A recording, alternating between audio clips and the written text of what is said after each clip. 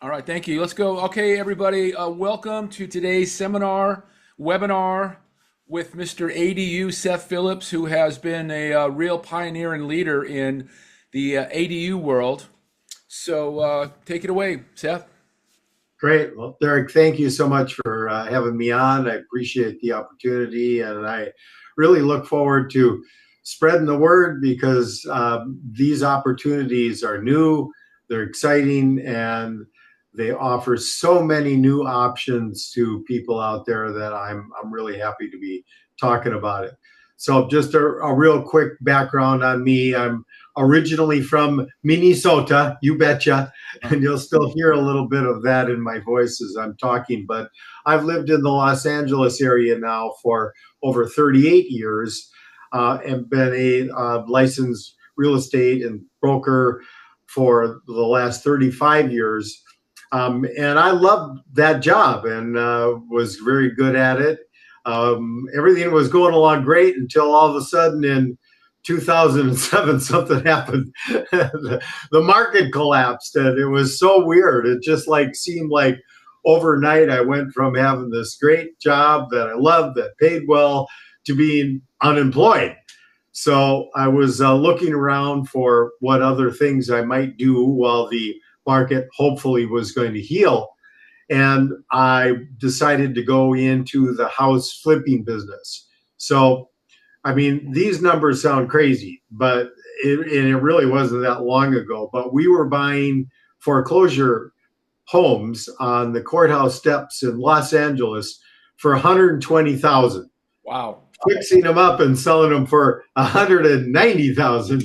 So that worked, but obviously, when you get done with the fix-up costs, the buying costs, the selling costs, the holding costs, it doesn't leave much meat on that bone. So after we did that, we realized the only way we could make money doing that would be to really scale it up and have more projects going at the same time. So we did, and we got better at that.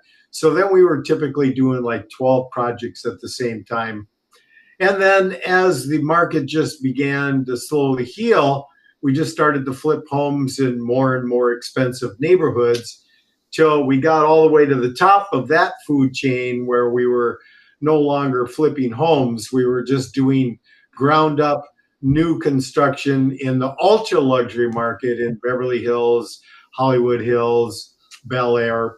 And we were what you call spec builders. So we were paying millions of dollars for the dirt, millions of dollars for the construction. And those projects are so complex that from the time you start to the time you can bring it to market is like 2 years. Well, we all know a lot can go wrong in 2 years. And one thing we all understand about the real estate market is that it is like most things, it moves in cycles. Sometimes it's moving up, but sometimes it's moving down. And you don't want to be a spec builder with millions of dollars on the table when it goes down.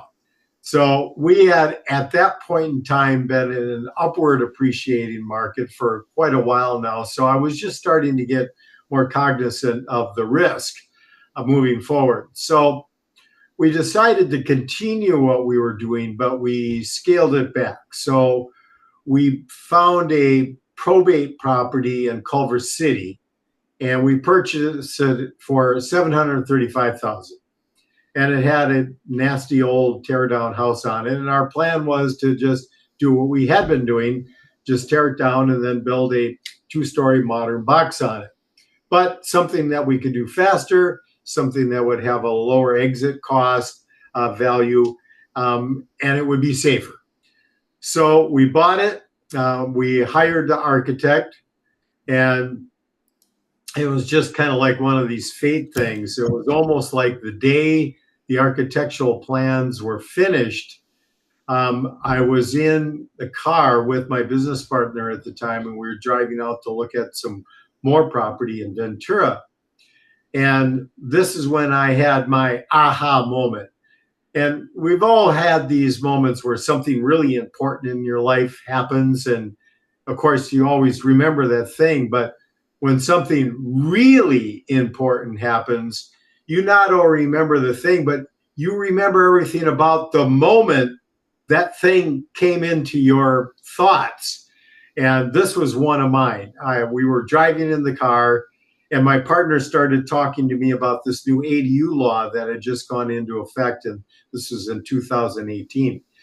And I was just like so blown away by this that I remember everything about that moment. I remember looking out the window at the hill. I remember the dashboard. I remember everything about that moment.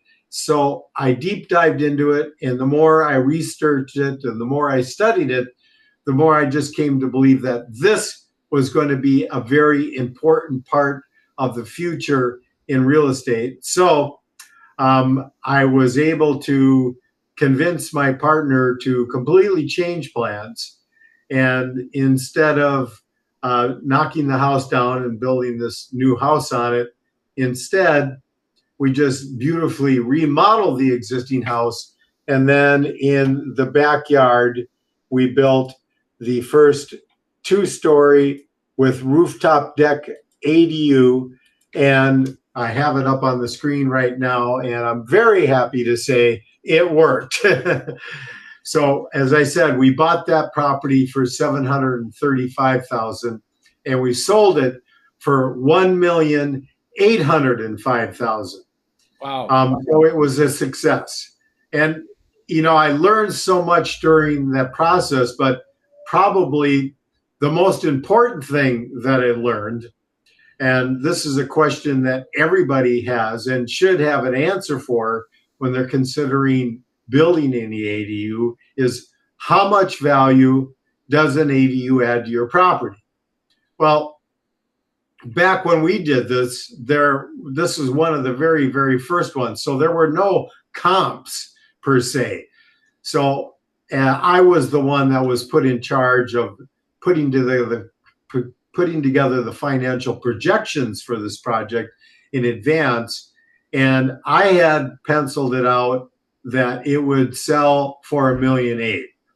And that, of course, required a huge valuation of the ADU. But I just kind of settled on a very simple formula, which as time has gone by has been proven to be pretty reliable most of the time.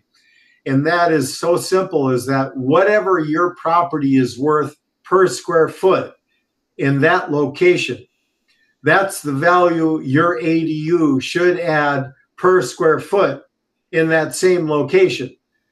This is just a simple concept of real estate, and it definitely held true. I know it did because it proved it in this first one. We not only sold it for that amount of money, but in doing so, we set a new per square foot sales record in Culver City at that time.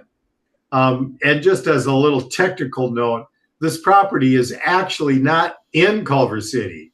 It has a Culver City address, but it's technically in the city of Los Angeles, which was very important because if it really would have been in Culver City, we wouldn't have been able to build what we built because their initial ADU laws were much more restrictive than Los Angeles. Since then, Culver City has done a 180-degree turnaround, and they are very much encouraging ADUs now. They're even offering some grants for them in certain situations. So it's a wide open territory, but the city of Los Angeles has been very pro all these new ADU laws from the very beginning, and it continues to be that way. And most of our business has been from that. I'm going to take that off the screen for right now. Yeah. So the move forward is been for me, I just went out of the spec building business and went full time just into the ADU construction services business, where I continue today. And it's really been, there's that thing, I bet on the right horse. Well, I bet on the right horse because every year since then, they've upped the ante on the state level, adding more and more pro ADU development laws into the mix, including, and right now, there's new ones coming online. Literally, the governor is going to be signing off on the newest batch within the next few weeks. And so 2006, there's going to be even newer stuff that you'll be able to take advantage. So there's really a lot of opportunity, and I wanted to share some of that with you today. Now, the simplest one, which is where it all started, was you could add one ADU to a single family home, which was groundbreaking because single family zoning is exactly that. It allows one legal living unit on it. And this is actually part of the problem, is that across the country, and certainly including California and Los Angeles, 70% of all land is zoned single family. And that includes, of course, in all of our major cities. And there's one thing that's true about cities, is that cities have to grow to continue to prosper. And, you know, California kind of invented the suburbia model, where as Los Angeles grew, it was very simple. They just kept building further and further out where there was land. Well, that worked. However, now we've got people that live in Lancaster, which is technically part of the city of Los Angeles, and they're commuting up to 5 hours a day in their cars. And that is just horrible. I mean, it's such a bad way to live. It's stressful for the people that are in that kind of traffic for that many hours every day. It's horrible for the environment. So there's a limit to how far you can just suburban spread. And we reached it and exceeded it. So for us to build more housing now, the only way is to increase density, because there basically is no vacant land inside of the city anymore. It's all been built on already. So that's what the government was looking at. And so they came up with this ADU law where now we can build housing because a single family home can build one ADU. And that provides a lot of opportunity. And now there's been over 100,000 ADUs permits pulled and built in California. So it's actually starting to make a little bit of a dent. And this housing shortage is a very, very real thing. And I'm going to be talking a little bit more about this later, but the median price of a home in Los Angeles now is over $1 million. And if you think about it, the whole real estate industry is like a giant Ponzi scheme in a way. New money has to be coming in at the bottom. New buyers have to come in so existing buyers can then sell their properties and move up into bigger houses, better houses. And without new buyers coming into the market, what's going to happen to the market? It's not going to be good. And what percentage of young buyers now can possibly afford to qualify and purchase an over $1 million home? So this is a huge issue, and it needs to be addressed. So we have to build more housing, because the cost to build housing, and more importantly, the number one cost of building, is the dirt that you build on. And the dirt has gotten so expensive that the only thing they can build as in the single family world and make money on in the city of Los Angeles would be just like super expensive homes, which is great, but that's a tiny, tiny part of the market. And we need to find a way to produce more entry-level housing. And that's exactly what the ADUs are offering now. So the first law was that you could add one ADU. The second law was that you could add two ADUs, one of which had to be what's called a junior ADU, which has to be attached to the existing single family home. But also another part of the next phase in ADUs was they added them on to multifamily properties. And this is really where the game changed, because the multifamily can add many more of them, and they've been upping the ante more and more along the way. And it's really interesting because when I talk to multifamily owners, and that's the great majority of our business now, is that they all believe in the kind of the number one golden rule of investing in general: buy, don't sell. That's the number one strategy. Always has been, it always will be. Not always easy to do, but that's the best way to go. But they want to continue to grow their portfolios. So one of the cool things about real estate is after you buy it, it just keeps going up in value all the time. If you have financing on it, you're always paying it off over time. So it's always becomes an equity and value generating asset. So they continue to buy new units. A lot of times they use equity that's been created by units they've already purchased before to help them buy for, and they just keep growing their portfolios. And if you do that long enough, you end up with a lot of properties churning out a lot of income. I mean, that's how Arnold, that's how he made it. He came to the United States and to California as a aspiring actor, and he bought his first duplex, and he never stopped. And he very quickly grew his real estate empire very successfully, and that gave him the option to stay in the acting game and not have to just take crap stuff, excuse my French, and just stick to his thing. And eventually, obviously, that paid off. But that was all funded by real estate, and that same strategy. And that's still followed by many, many people along the way. So now, unfortunately, the cost of multifamily has also gotten so high that the cap rates, the return rates that you can get by buying like a duplex on the open market, is so small that it's just not a very attractive thing to buy. But now all these multifamily owners, I just talked to them about this. I go, you don't have to buy anything else right now. Just build more units on properties you already own.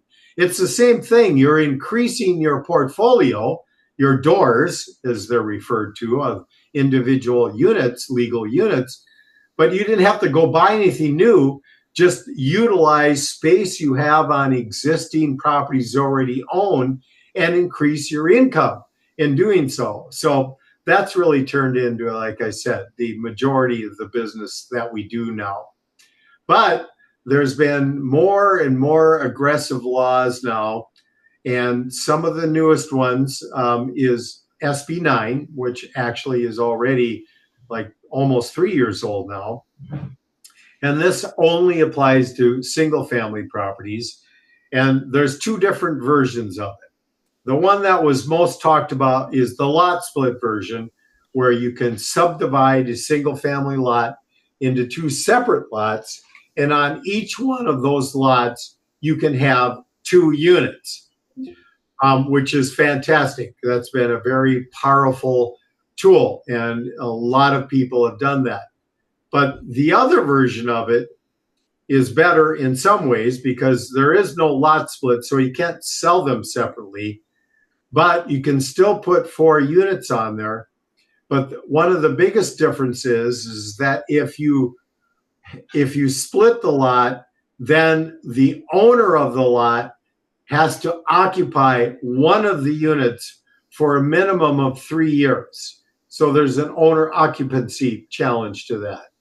Under the single lot development, you can still do the 4 units, but because you're not going to be subdividing it, there is no owner occupancy requirement to it.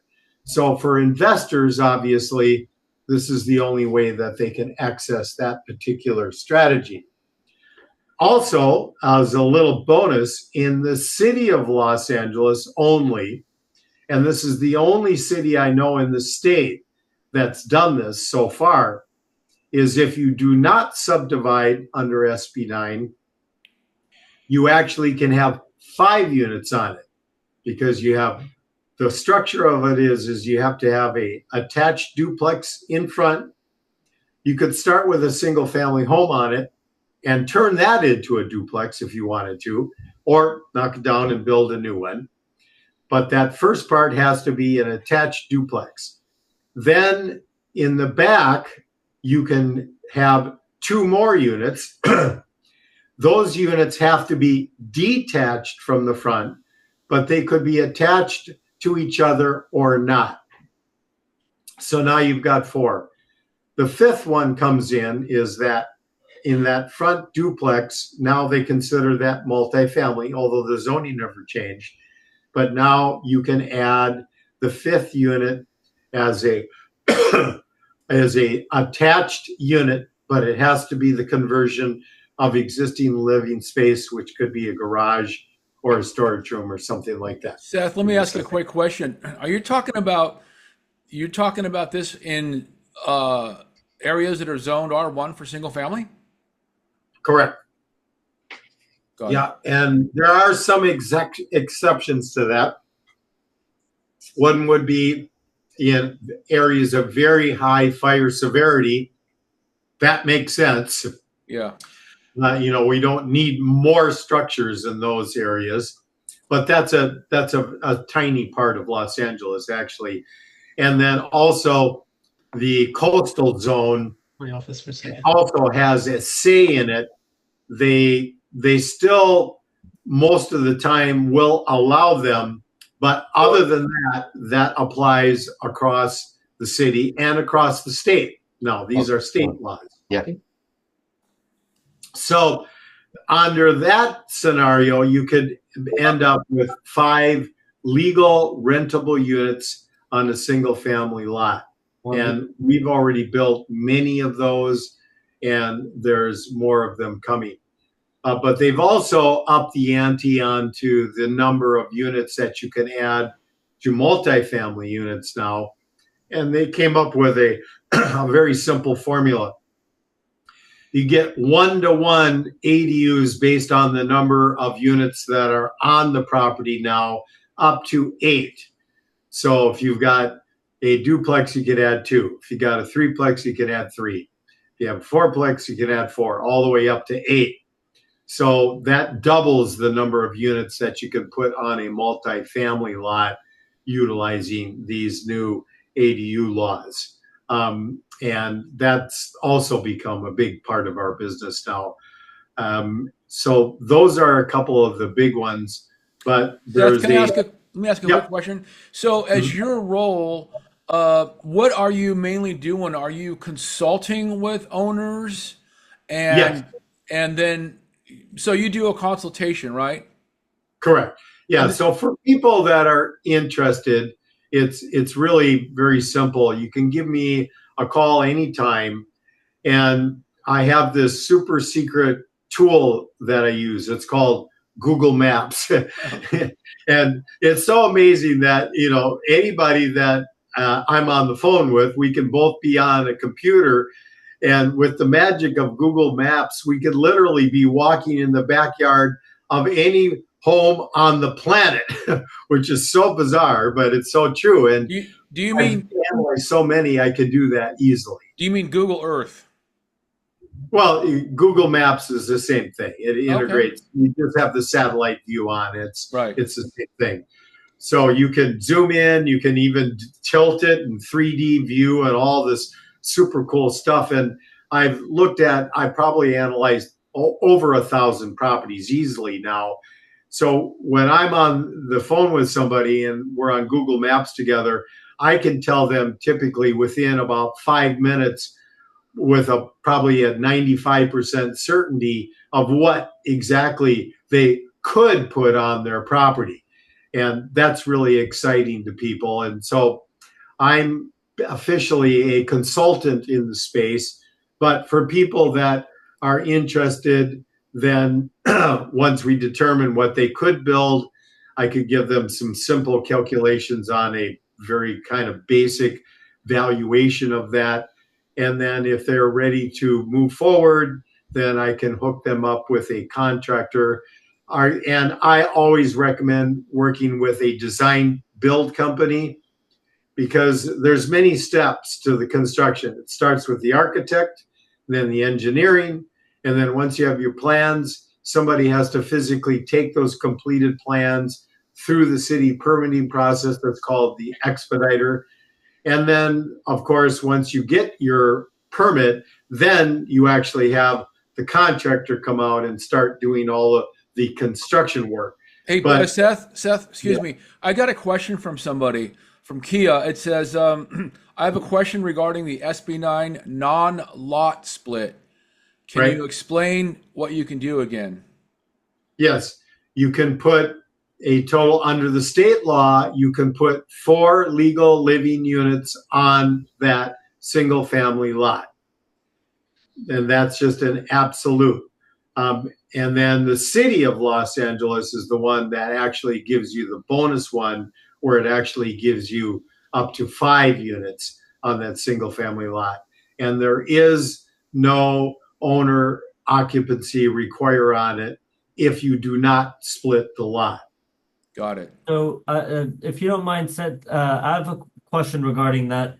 Mhm. If you buy a single family home on an R1 zone lot and you do the SB9 non-split, you can attach an ADU to that home and then build 3 more in the back. How does it have to be split up? Is there a Yeah, specific way? well, as I said, in LA, to get to the way they want it, is that you have to start with a duplex and attached 2 units.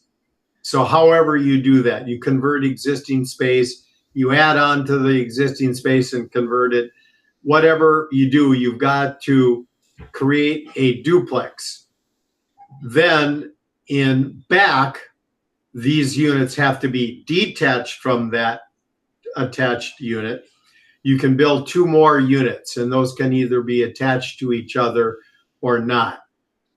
Then, and this is a 2-step process, then you can go back and add the 5th unit, but that has to be a conversion of existing non-living space, like a storage room or a garage. So this is, in practical terms, the easiest way to create this product is start with let's just say you're starting with a 2,000 square foot single family home and it has a garage. Well, you can turn that 2,000 square foot home into a duplex with 2 1,000 square foot units. Then in the backyard, you could build 2 new units, and then you could convert that garage in that front house into the 5th unit. You could actually build everything new. You could knock down the single family home and build a duplex that just happens to have a 500 square foot storage room attached to it. And then in the backyard, build the 2 units. And then you could go back and convert that storage room into the 5th unit. I guess they don't So care much about parking anymore, huh? there's no parking required for any of this, provided you're within a half mile of mass transit, which includes a bus stop, which is basically about 90% of all the properties in Los Angeles. But parking is an issue. So ideally, you always want to try to build in as much parking you can. One advantage to the ADU thing is because no parking is required, you can use, like many properties were built in the early 1900s in Los Angeles. And they put the garage, bizarrely, on the very back corner of the property with a driveway that goes all the way down the side of the house to the back. Well, you don't need that garage anymore, but that driveway could still be used to park as many cars as you wanted on it. So you can design parking in either carports or garages, driveways, open parking, and having off-street parking is always a plus, but it's not a requirement. And then if you really just want to not have, you just want to fill it with as much building as you can and have as little parking off-street as you can, then I certainly recommend that you consider beforehand what is the parking availability on the street right now. And that's another thing you can easily do with Google Maps. Every time you go on there and look, there's going to be a snapshot of the last satellite photo, which will show you how many cars are on the street. And you can do that actually over time with Google Earth, as you mentioned. You can actually go backwards in time and look at older photos. So, and then of course, just by actually driving there a few times,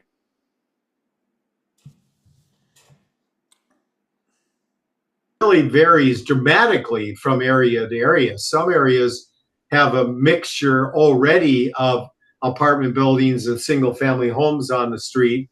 And a lot of those are already completely filled with cars. So that would be a much more challenging environment to build something that doesn't have parking. Because although you can, doesn't mean you should, of course, because it's going to affect the life of the tenant that you're going to be renting to. And if they go to look at your unit and they love your unit, but they look and there's no viable place for them to park, well, they're probably not going to rent your place. So it's simple economics at that point. So in other words, the city will allow certain things, but it doesn't mean you should maximize what you can build on it just because of issues like parking. Exactly. I mean, that is a financial issue for you because parking is an issue. Now, on that subject, though, it is important to understand how fast this is changing. We are so quickly approaching a point where literally you don't need a car anymore. You don't right now, really, because when you need to go somewhere, you just push a button on your phone and a car magically appears. And I live in Marina Del Rey and Derrick lives in the area, and we can now push a button on our phone and a Waymo will show up, and there's nothing driving. There's no people driving that. It's all computers now. So that's where we're heading. I think it's the demographic for that are the younger folks, the Gen Z folks, and maybe the younger millennials. But as an old boomer myself, no, I still need my car. Oh yeah, yeah, and it's not going to happen overnight, but this is the direction we're heading. I talk to a lot of multifamily owners, and they tell me that their young tenants, a lot of them don't own cars. And this really made me start thinking, because this is something that for me and people of our generation, a rite of passage was the day you turned 16 to 18, depending on what state you were in, you were at the DMV getting your driver's license the day you were eligible to do it. I mean, that was everybody. That's the way it was. That's just not true anymore. Hey, can you check? I'm sorry to interrupt. Can you check the chat? Kia has another question. Oh, yeah. More than happy to. Okay.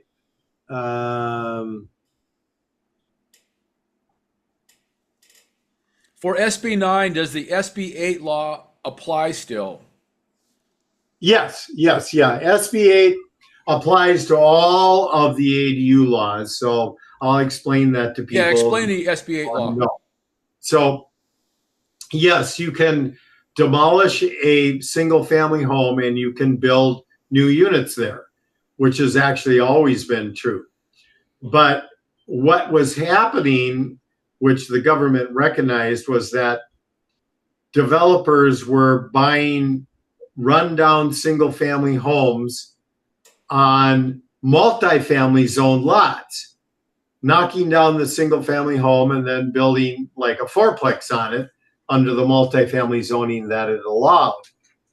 Well, that was good because it created new housing. The problem with that is that kind of rundown single family home was possibly had been rented by somebody that necessarily wasn't on a low income program, but the rent of it was very low and they had been living there a very long time. So when they demolished that house, they were in effect eliminating low income housing. So that is obviously completely opposite to what the government is trying to do. So you still can knock down a house and build units on it. But now, if you're going to be doing one of these new things, you have to be able to prove that the house has not been rented for the last 5 years. Or that the person wasn't low income.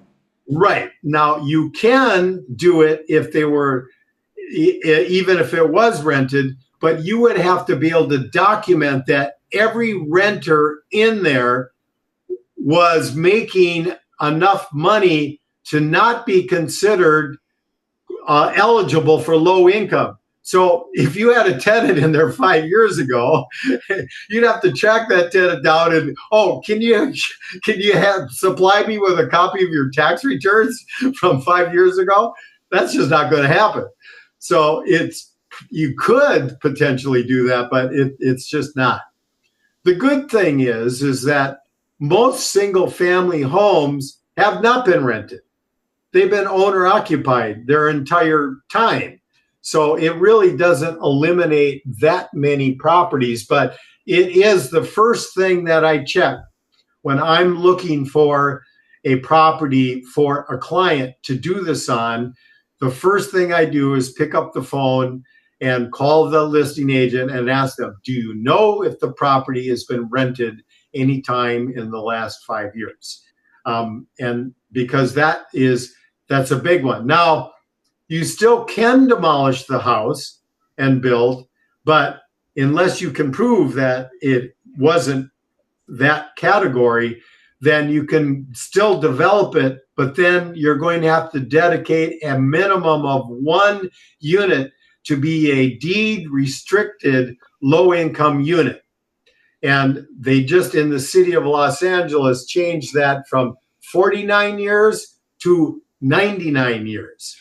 So it definitely has an effect on the value of the property moving forward if you were going to be selling it. Does anybody have any other questions? I mean, Ron, we'll get back to you on that for sure. Yeah, for sure, 100%. Yeah, Derrick is an expert in this area as well, and he gets this stuff, so he can help you with that for sure. And then I can certainly help you with any of the questions that you have in regards to ADU stuff, and happy to do that. So there's more things on the horizon now. One of the biggies that really just went into effect is now going to allow 10 duplexes on one lot that's zoned multifamily. And this one I'm really excited about, because not only can you have 10 duplexes, but those 10 duplexes can each be on their own lot. So it's a new kind of a small lot subdivision. So what was one property now can become 10 separate units that can each be sold. And each one of those units can be a duplex. And this is exciting to me because this is going to create a product that is going to help with the original problem I talked to you about, the entry level buyer issue. So one of the oldest house hacks out there is for young buyers that can't afford to get into the market is for them to instead buy a duplex, live in one of the units and rent the other one out. This serves two functions. First, the traditional lenders out there will lend money for this home buyer to buy this duplex, and they will give them credit for the rent the second unit would bring in and add that income toward their qualifying to purchase that property. So it gives them more buying power on the way in. And then, of course, also then that second unit will be generating income, which will help them pay for that unit. So this is a very old house hack. So this is the new version of it. We can now build a 3-story vertical townhouse, and on the bottom level, you have the entry and a little foyer with a staircase that goes up to the main unit, which will be the 2 stories above it. And then on that bottom level will also be an ADU, which will be the second unit. So now this young buyer can buy this beautiful brand new home, and they can have a ADU on the bottom level that'll help them pay for the property, but will also apply towards their income, so they'll be able to qualify for a much larger loan than they would if they were just buying a single family home. And this is going to help a lot of these young buyers be able to get into the market. And this is a really crucial point. And the bonus to this is that the developer also earns more money, because here's another rule of real estate. Granted, we could have a 10 unit, we could just build 10 duplexes on there, which are technically 20 units, and we would have a 20 unit apartment building. And we could sell that as a 20 unit apartment building. But that property will be worth exactly what a 20 unit apartment building is worth in that area. That's just always been true. But if you could sell those units separately as 10 duplexes, breaking it down into pieces, that overall gross amount of money will always be like 10 to 15% more than selling them together whole as a package.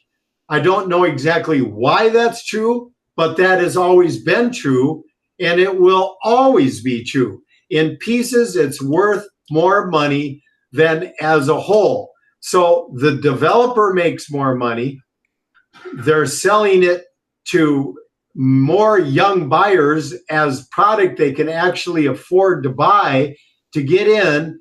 So they win, the developer wins, everybody wins in this equation. And it's so hard to find opportunities in the development world or in just in the investment world where everybody wins like that. And this is one of them. So I'm really excited to be part of that. Great. Does anybody have any other questions before we kind of wrap this up? Okay, we put our contact information, and we'll send a follow-up email with everybody. We're going to post this on YouTube, so you'll be able to access this video probably later today or tomorrow. And I don't know, it's Seth, it seems like there's a lot of opportunities right now. I guess that's why your website's called adugold.com, right? Exactly. Like I said, I mean, when I started that and when I first did my first ADU, who knew that it was going to, be as successful as it has been and grow like it has. So I'm super glad that I'm in it, and I'm more than happy to answer questions anytime on ADU stuff. That number is my cell phone, so you'll be talking to me direct, and I look forward to talking to any of you. All right, guys. Well, if there's no more questions, thanks for attending. We really appreciate it. I'll be sending you all emails with the link to the YouTube. So if you want to rewatch part of it or the whole thing, you'll be able to do so. And Seth, thanks a lot. This was great. You provided a lot of really, really good information. Great. Thank you so much. See you, All right. everybody. Bye-bye. Bye-bye.